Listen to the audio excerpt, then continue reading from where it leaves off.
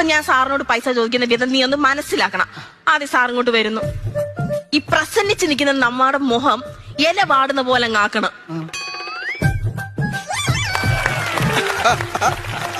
2 second സൈലന്റാ. Sir പലതും പറയും, അനങ്ങരുത്. എന്താ സദ്യ? മനസ്സറിയാതെ നീ ചോദിച്ചു കേട്ടോ എന്തുവാ സന്ധ്യ? അത് ലോക്ക. കണ്ടിന്യൂ. എന്താ സദ്യ?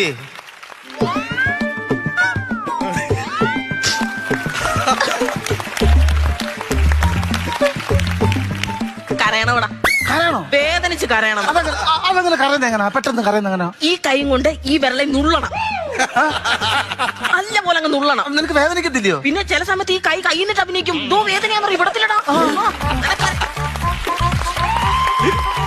എന്നിട്ട് ബുദ്ധിമുട്ടി പറഞ്ഞ് പൈസ മേടിക്കണം. പൈസ